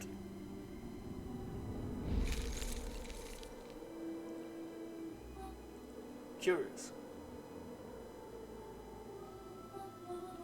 Ah, but of course, those fireworks of Iggy must have been just the right amount of energy. We should get out of here before perennial harvest arrives. Not until you tell me what just happened. Your friends sacrifice just saved this town. For a little while anyway. How? Tempus liquamine is a peculiar substance. It can change the relationship between matter and time itself, but doing so requires unfathomable energy. In a closed system, that energy can only come from its surroundings. A useful side product of this property being, by adding precisely the correct amount of energy to it, one can create a cryogenic cascade. So the gunk makes things cold and the fireworks made the whole freeze over. That's one way of putting it, yes. As dumb luck would have it, the fireworks weren't strong enough to generate a runaway reaction. I shudder to think what would have happened in that case. We have some idea what that would look like. It will take them a good while to safely break through and access the source again. If you know all of this stuff, why haven't you been helping? I have been, in my own way. Each one of us has our role to play. Iggy's role, it turns out, was to buy us precious time. Mine has been to observe and wait. Wait for what? You. Me, why? What's my role? A fierce twinkle flashed in Nat's eyes. Luca Van Horn, you're going to save the world. With a chuckle, Nat turned and walked west. Dumbfounded, Luca followed behind him, trudging through the snow. Every step taking him further away from everyone and everything he knew, and closer to destiny. To be continued in Beacon Pines, Pines Harder. Revenge served cold. Second time's a charm? Wait, that's it? This ends with a crummy cliffhanger just when it was getting good? I was even starting to like Iggy. No way. I refuse to be associated with some never-ending parade of sequels. Let's go back and find something more definitive.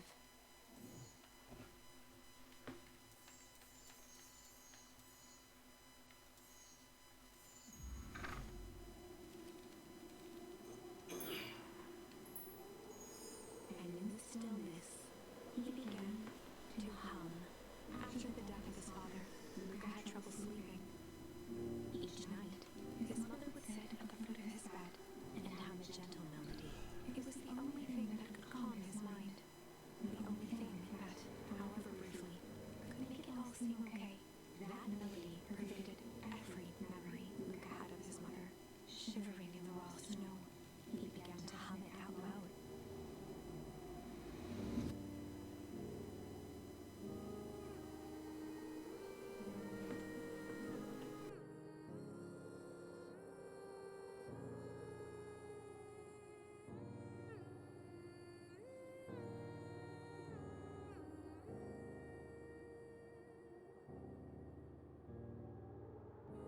Gran lowered the torch, listening closely.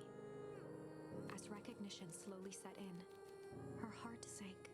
Those countless nights of consolation, the incomparable loss they shared together. She let the torch fall to the snow and sizzle out. A few steps toward Luca was all she could bear before dropping to the snow herself. Through a flood of tears, she began to hum along, note for note.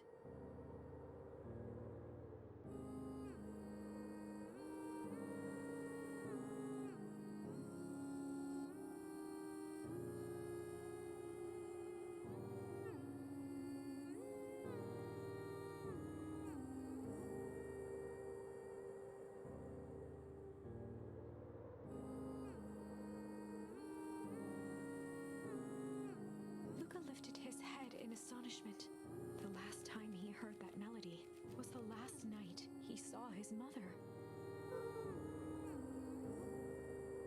How do you know? I'm so sorry, my little buckaroo. Buckaroo? The only people who call me that are my dad and your mother. Luca blinked through blurry, watery eyes, trying to see more clearly. He could just make out the impression of a familiar face.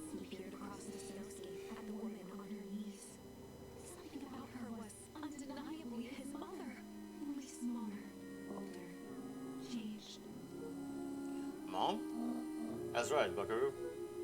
Mom. Luca sprinted as fast as he could toward his mother. They held each other close, and the cold retreated from their bodies. Eleanor? I thought you were gone. You should have known I would never abandon my son. Eleanor looked down at Luca, tightening her embrace in an appeal for forgiveness. How? You're a smart man, Joseph. I thought you'd have pieced it together by now. You were exposed. Mom, I don't understand any of this. What happened to you? Where did you go? Why did you leave me? I never left you. I was always right here, Luca. Why did you lie to me? It tore me up, Luca, but I did it to keep you safe. I thought that getting answers would help us both move on. But the more I discovered, the more I realized the danger we were in. Until perennial harvest was stopped, it was better if everyone thought I was gone. You could have trusted me. These are bad people, Luca. They won't stop until they get what they want. And they don't care who gets hurt in the process. Then what do? We have to stop them. Joseph slumped into the cold wet snow. They can't be stopped. This is too big.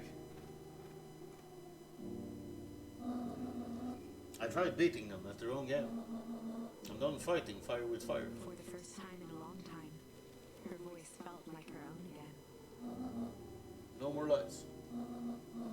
I see now, there's a better way to stop perennial harvest. The cold hard truth. Luca gazed down at Nungrid with pity. He looked small. Joseph stared into the snow, as if searching for answers. Come on, everyone. We've got a party to crash.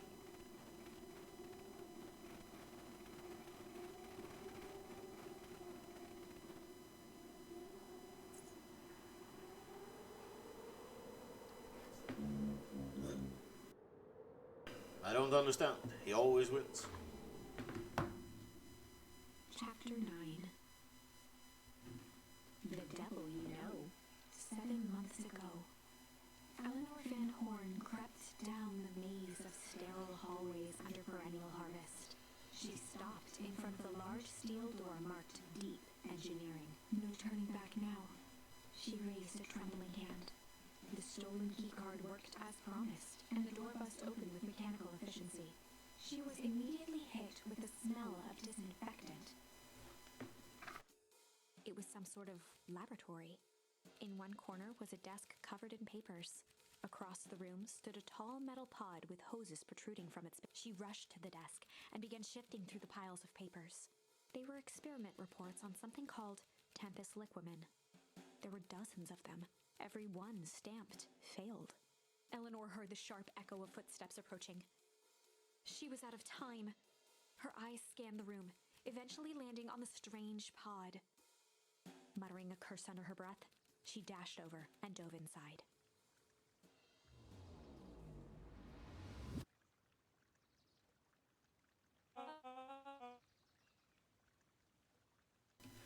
And that is what change is all about.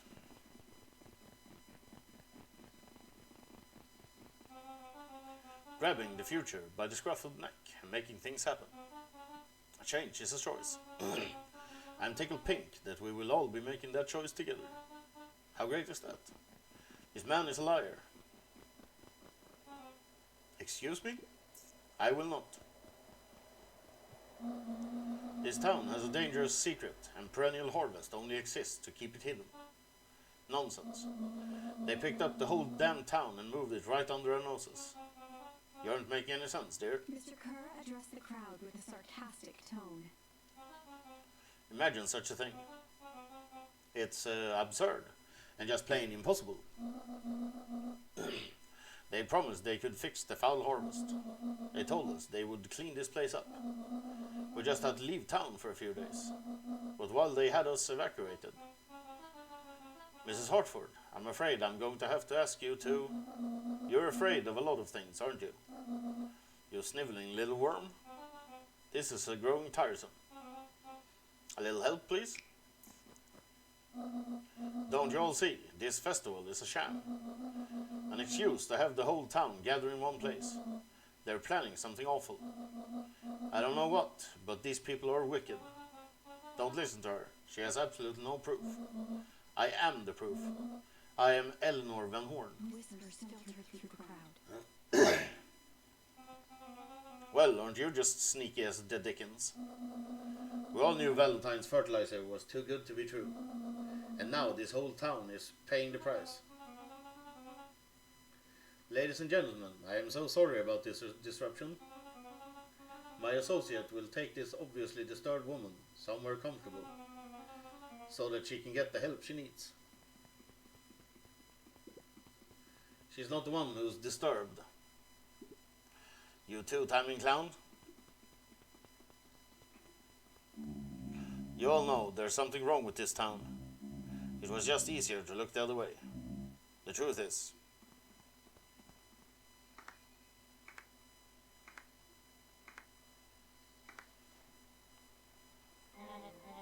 that's quite enough, Mr. Nuncreed. Torment dragged on Joseph Nuncreed's face. Yes, sir. Take them away. No, I want them to see this. Ah, the ever-tempestuous Eleanor Van Horn. You've been quite a thorn in my side, like a weed that's burrowed in where it doesn't belong. I must confess, you look dreadful. He paused for a moment, plucking a piece of fuzz from his sweater and discarding it to the ground. Consider yourself in rare company. You managed to pull one over on me.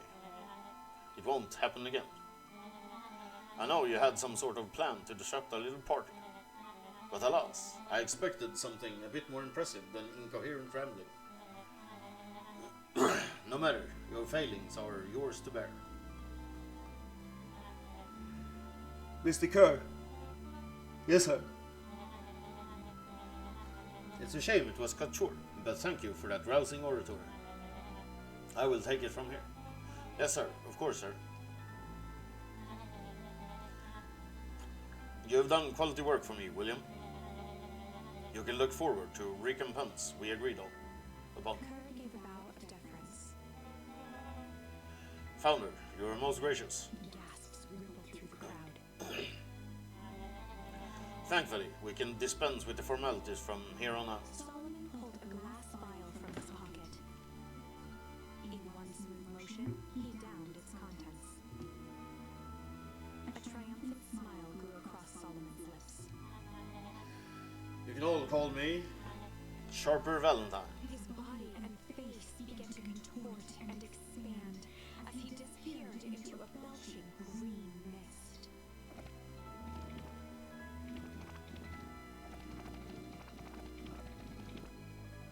A hushed horror gripped the crowd. This is a story about change. What? No. Ah, so you didn't see that coming. Good. Sharper examined his new hands. Well, this is quite the improvement. Everything looks so much smaller now. Eleanor was right about one thing. This festival was a ruse. I wanted you all to witness my glorious return with your own eyes. Why does everyone look so downtrodden? This is a celebration, people. Maybe it would help if we set the mood. Mr. Kerr, be a dear and reveal the sign.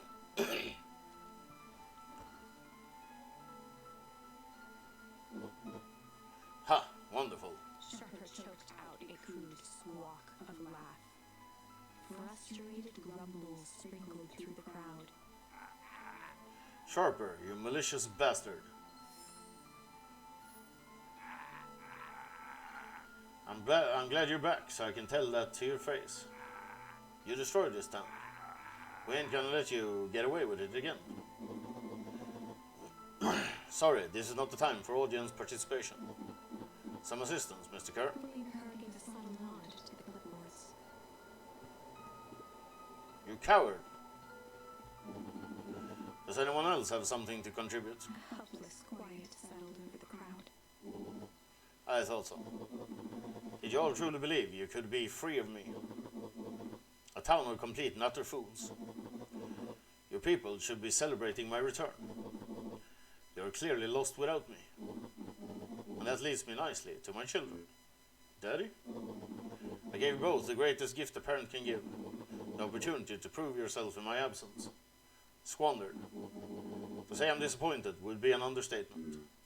But Silence, Augustus. An adult is speaking.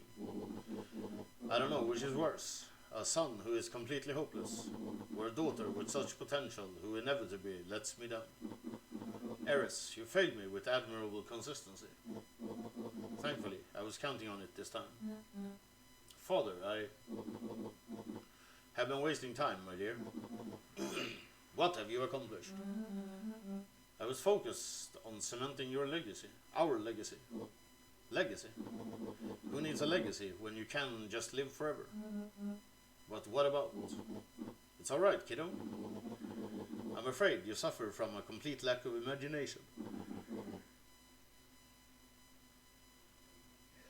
There's just no helping it.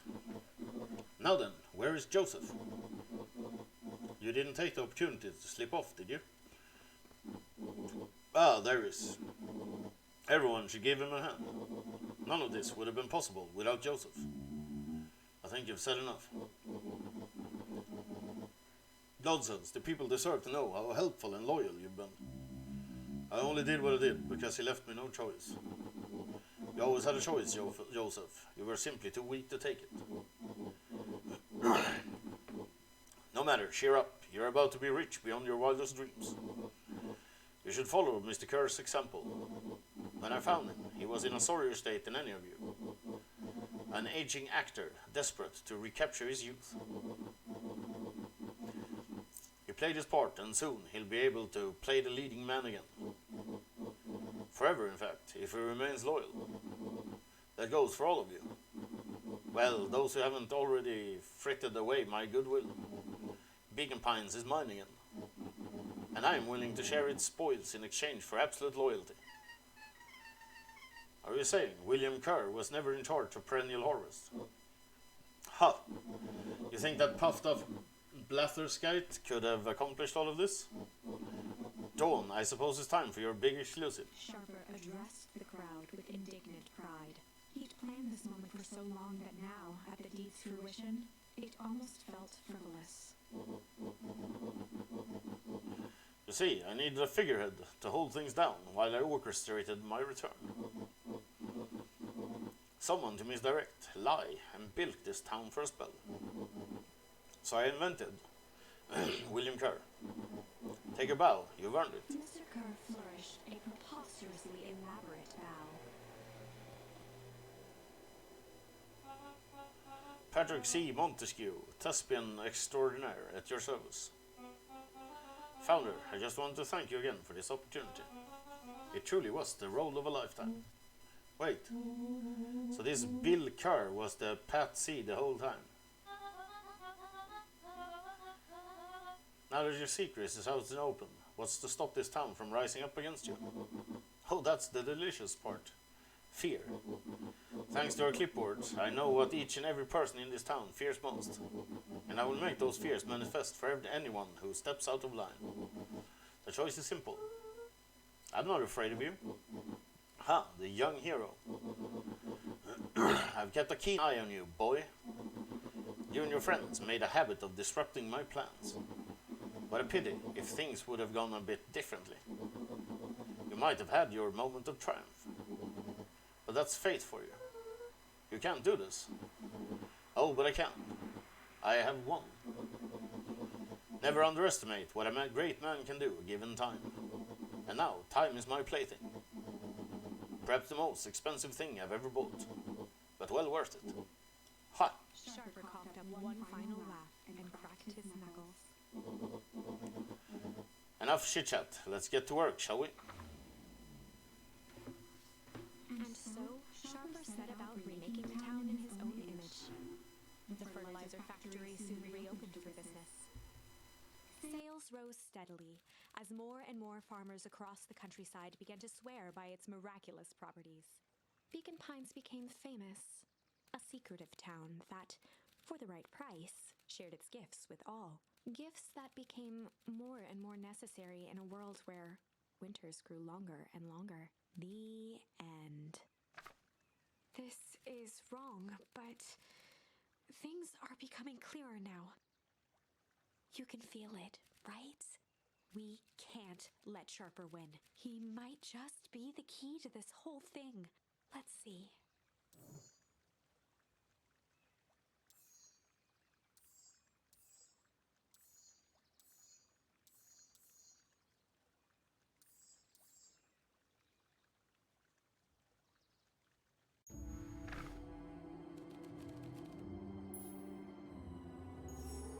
Luca had no choice but to refuse Iggy's request.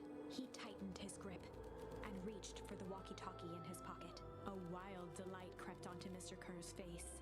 That's a good lad. Now, radio for help. Iggy begged Luca with his eyes one last time, but Luca pressed the button and called out. We need help. Mr. Kerr is in danger. It wasn't long before they were once again surrounded by clipboards.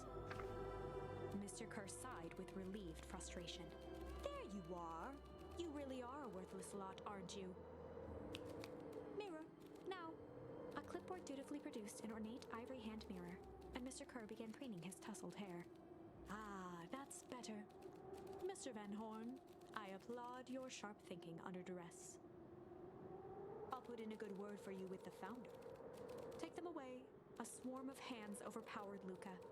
The last thing he saw before a cloth bag was pulled over his head was the defeated look on Iggy's face.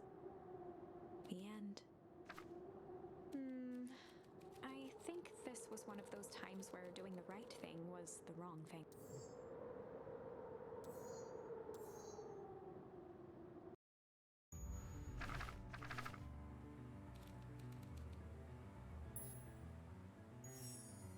Well, time to bust out the tickles.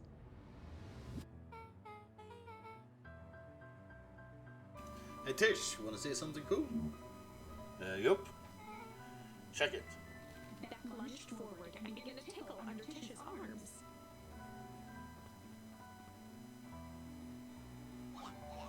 What the?